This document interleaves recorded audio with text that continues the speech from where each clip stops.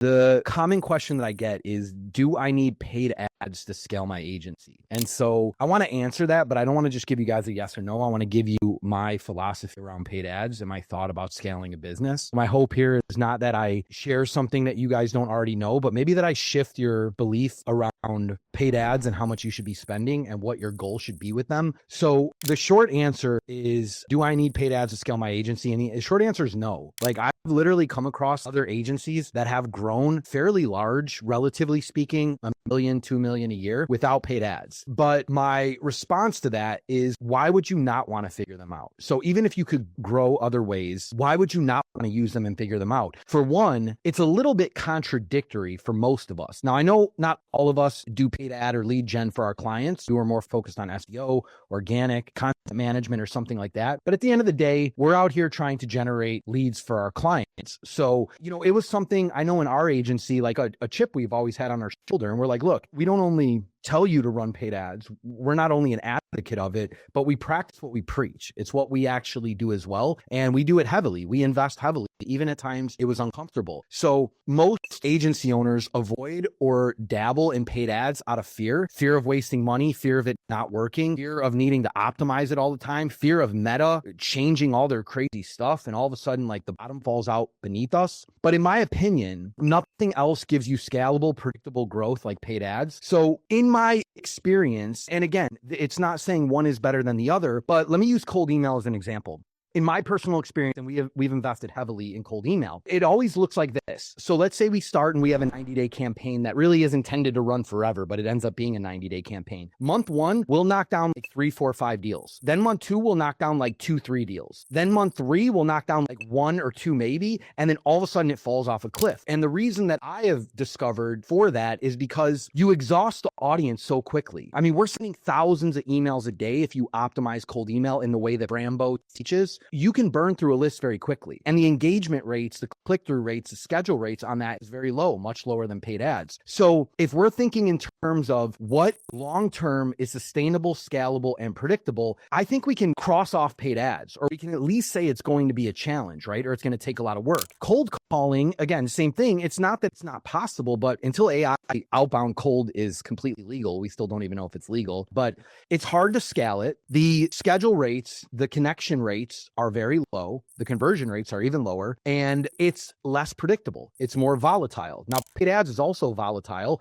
but again, in my experience, I haven't found anything that can consistently drive in 10, 15, 20, 25 new high ticket deals every single month with just putting money into it. I think the problem is we look at it and we say, well, if this was a shitty month, if I put 10 grand in and we only collected 6,000 this month, what do I do? Do I shut it off? Do I start over? Do I change something? Like, I don't want to continue to lose money. Where cold email or cold calling, we can continue to typically do those things without a heavy investment. But that doesn't mean that's the best use of our time, energy, and resources, right? So going to budget, the starting minimum budget for paid ads in today's world, and Dave will back me up on this, and Dave knows more about paid ads, is $100 a day. This is not the ceiling, and this is not where any agency, in my opinion, should get plateaued at. What do you think is the maximum budget we should be targeting for paid ads in our agency? Infinite. If you give me 100 grand and you know a month later I'm going to give you 150 back, how many times will you do that? Infinite amount of times, right? We put fake threshold ceilings on paid ads that I know for sure don't exist for a fact, because I've had the opportunity to peek inside agencies like Gym Launch that were spending somewhere between $80,000 to $120,000 a month. We think, hey, I'm at 3, can I get to 10, this and that? Like, there's inherent risk in business, right? It doesn't mean you got to dive in with both feet, but you consistently have to push beyond your comfort in order to see if it works or not. And most agencies that get to 10,000, 15, 20, 25, 35, they do so by taking a leap of faith at some point and then seeing if it actually works out financially. And then that just becomes their new normal. That becomes to where they commit to. So the mindset shift, in my opinion, is that ads are not an expense. They're an investment in growth. And more importantly than this here, I would say this: they are a necessity to operate a successful scaling agency. When do you shut off ads? Literally never. I've talked about this before, but shutting them off is a cop-out, because it's saying it's not working right now, so let me shut them off while I figure it out, or let me solve the problem by stopping ads. When the truth is, like, the way to solve the problem is to figure out what it is. Is it the copy?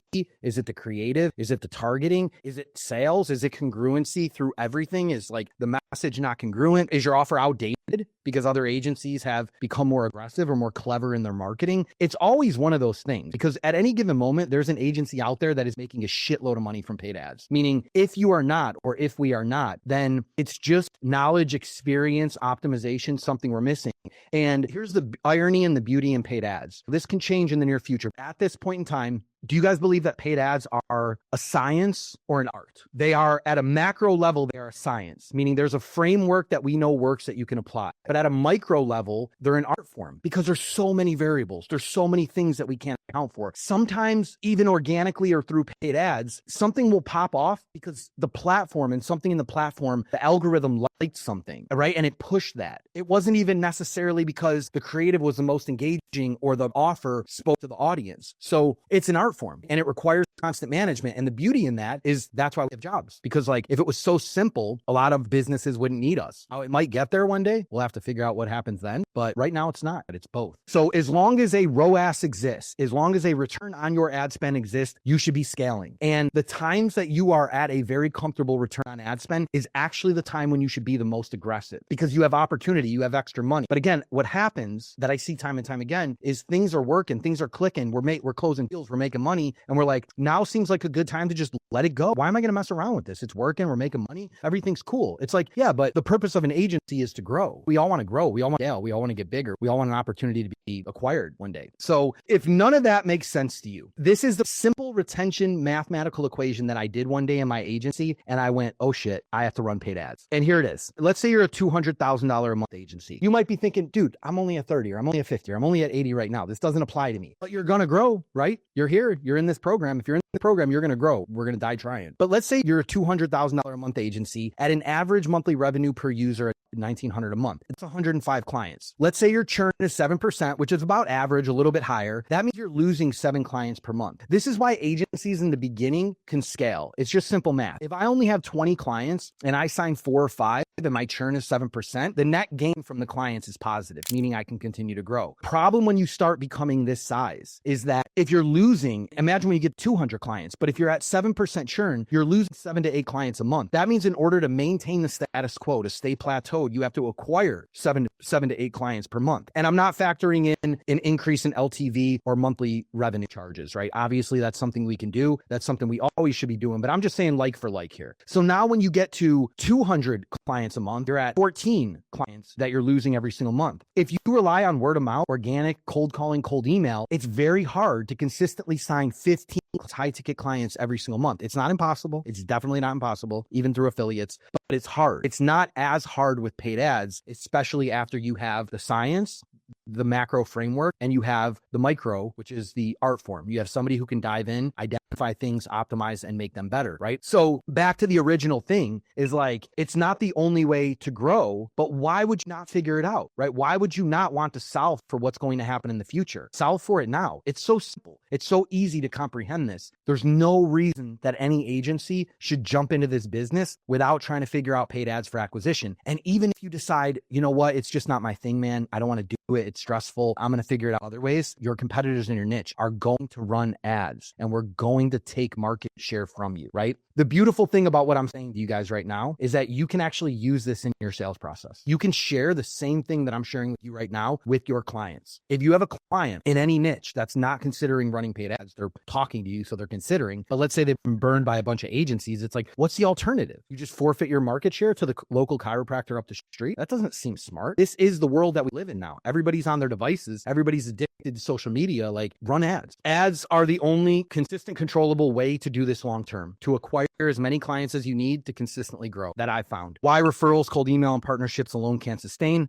Referrals dry up, cold email works in cycles and fatigues lists. Partnerships are volatile and can vanish overnight. If you think you're going to go sign a franchise, a coaching network, or anything like that, go for it. You should do it. It's something that I teach, that I give advice on how to do it. However, there's 2 things here. Number one, if you're looking to get acquired, any sophisticated buyer that you deal with, they're going to look at diversity in your revenues. And if you are heavily saturated under 1, 2, or 3 different clients, they see that as high risk. Doesn't mean that they just have to make a judgment whether they like your agency or not. They're going to use it against you in negotiation, right? That's one thing. The other thing is partnerships can vanish overnight. There's nothing that stops any large partner from waking up tomorrow and saying, I want to bring this in-house. I want to try a different company. We don't like you anymore. We also move in herds. I used to own Anytime Fitness franchises. I had 3 locations, and I'll tell you, we had a community Facebook group with 3,500 gym owners. And when 3, 4, 5 would say or do something, whether it be negative or positive, the herd would move with them. If all of a sudden everybody's like, there's a marketing company that's popping off, everybody be like, yo, what's their number? How do we get a hold of them? Right? And all of a sudden that marketing company gets 30, 40 new people, vice versa. If someone got 30, 40, someone lost 30 or 40. It's not that you don't want to use these. That's not what I'm saying. I'm just saying, what is the most consistent, reliable way that I've found to acquire clients? And it's paid ads. The more money you spend, even as your ROAS diminishes, the less risky paid ads become.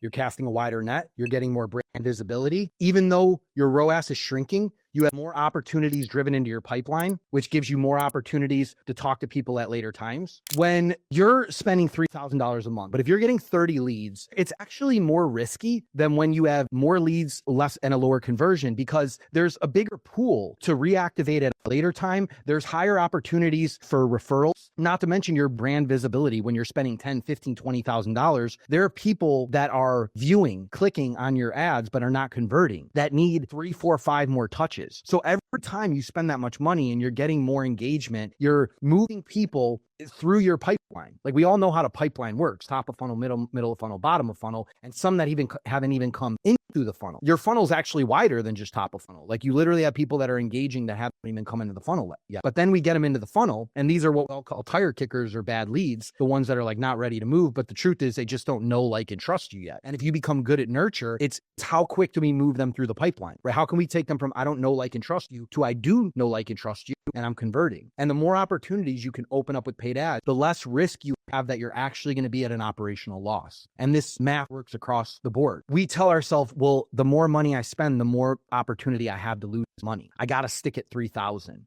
So if you're spending $10,000 a month, you have to acquire how many clients in order to not be at an operational loss? Looking at net profit and all that, you might have to look at it. But at the end of the day, it's 2. Because if you acquire 2, that's $16,000, right? Now, you don't collect that cash up front. We have to be business owners, right? And I can't tell you how many chiropractors I talked to back in the day when I was running my agency.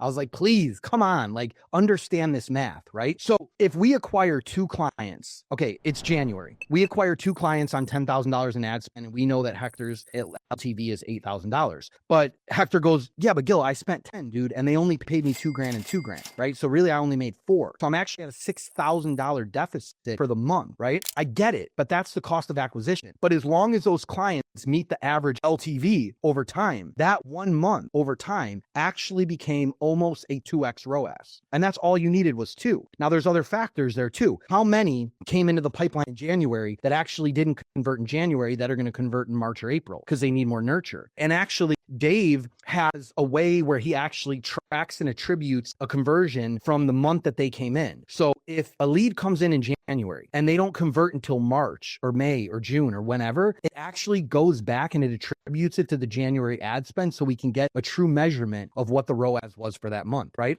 And then what about all the intangibles? What about the additional brand visibility? What about the wider net that we cast, like Armando said, right? What about those people that came in that actually referred somebody else? What about the ability to upsell them to other services? And I know LTV 8,000 might factor all that in, but it's hard to lose. Our clients are at more of a risk of losing on paid ads than we are, because our LTVs are typically higher, depending on what niche you're in, right? The winning agency mindset: treat ads as a required monthly gross cost, not a test. If we want to take advice from SBA says that Small Business Administration says that 7 to 10% of your revenue should be allocated towards marketing. And I'll tell you what, I'm not wasting money on any other shit other than paid ads. I'm not doing billboards. I'm not doing maybe organic in today's world, but I'm not wasting money on mailers. I'm not wasting money on anything. My money's going to paid ads till the wheels fall off, until it stops working. And if you want to be really aggressive, 1, allocate 7 to 10%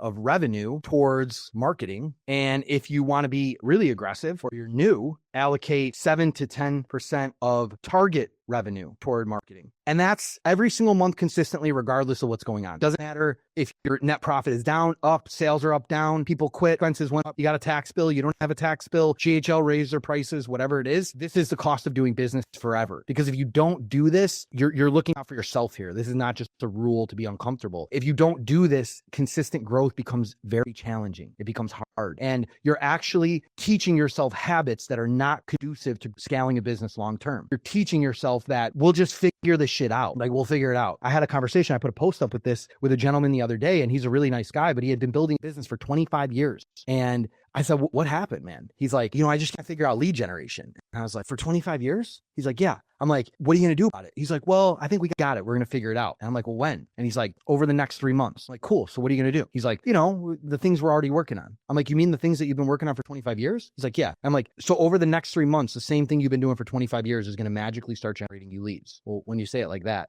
yeah, maybe not. So again, this is something that seems obvious. And I know you're like, all right, I got this, right? You're beating a dead horse skill, but like, it's so important because it's easy to think this. It's easy to say it. It's hard to actually do it because business is scary and it costs money. And we don't like to lose money, but we're entrepreneurs. If we don't want to lose money and we don't want to do scary things, like then we got to go get a job. Commit to media spend just like payroll, scale it up over time. Don't toggle them off and on, and scale them up to no limitation. As long as they're profitable, you push the limitation. And winning agencies master ads. They don't avoid them. They figure it out. They make it work. They deal with algorithm changes. They deal with meta changes. They don't use external circumstances as an excuse to not do it. They just figure it out.